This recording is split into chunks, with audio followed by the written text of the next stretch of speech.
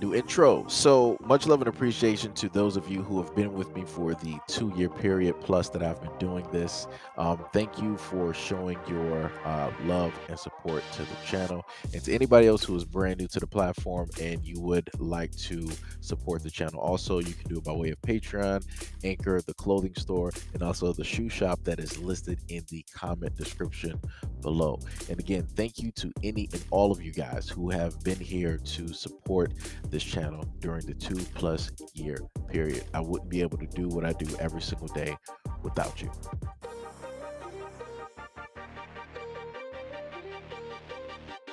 The manufacturer noted that the total gameplay time is down a sizable 15% year over year for the 3-month period ending June 30th of 2022. Sony has also stated that a lot of this decline appears to be focused on April and May, with the platform holder pointing out that it saw a 3% month-to-month increase in June, which itself was down about 10% year over year. However, it admitted this is a much lower level of engagement than we anticipated in our previous forecast. The company also blamed the deceleration of the overall industry as the reason for the slide. Quote, as opportunities have increased for users to go outside due to the restrictions of the pandemic infections in key markets, but unsurprisingly, it's something the firm aims to address. Quote, we intend to take action to increase user engagement in the second half of the fiscal year, during which major titles, including first-party software, are scheduled to be released primarily by increasing the supplies of PS5s and promoting the new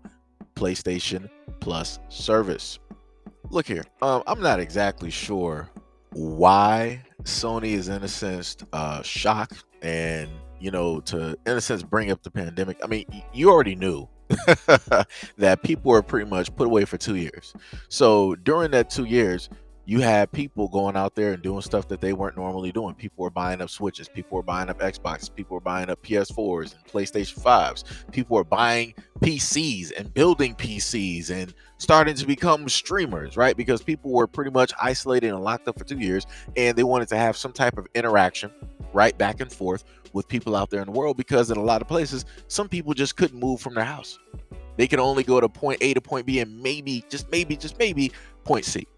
So to say that you, in a sense, want to blame, put the blame on the pandemic and how the restrictions have, gone easy, that's BS.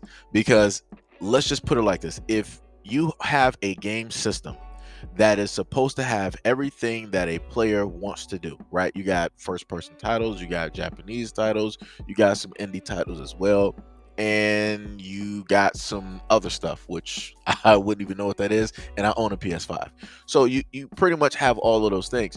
At no point in time, if a failure takes place, you shouldn't blame outside sources for the reasons of your failures. You have to sit down, analyze the situation, and you have to look at what it is that your console, what it is that your company is presenting and bringing to the table to the consumer for them to want to stay as much time as possible on your system, pay for those services month to month or every single year, drop money on controllers, games, peripherals, and all these other types of things. You have to sit up there and be honest, Sony, with yourself, and you gotta be like, yo, we failed.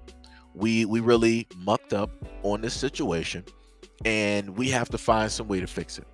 We can't blame, the pandemic. We can't blame any outside sources. We can only blame the things that we have control on, for the reason why it is that we are losing subscribers, the reason why we are losing people, the amount of time played on games, and so on and so on and so on.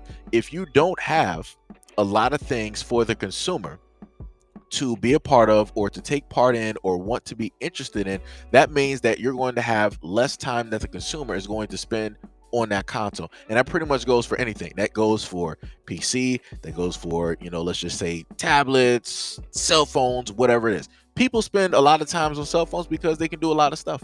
They can do their work. They can call home, they can talk to family, they can do video calls, they can do work calls, they can play video games, they can do a variety of things. So you're going to have a heavy user base on cell phones, right?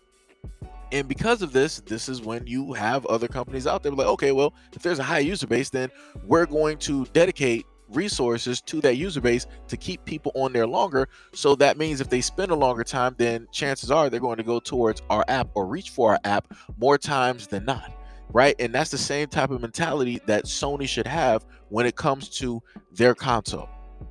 They should have been on this before the pandemic was even realistically a thing. Like I said before, the reason why you have a lot of numbers when it comes to PC, when it comes to the Nintendo Switch, when it comes to Xbox, when it comes to PlayStation, that all is because of the pandemic. If the pandemic did not take place, I'm pretty sure a lot of these numbers for these consoles would be looking vastly different at this moment in time.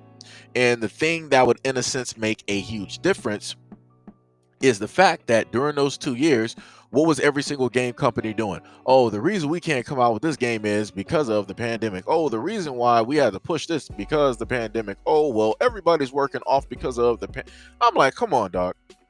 Like this is how you know that people have gotten lazy. This is how you know that companies got lazy. That 2 years was every single company, in a sense, like, you know what, we're taking a break. We've been putting out too much stuff.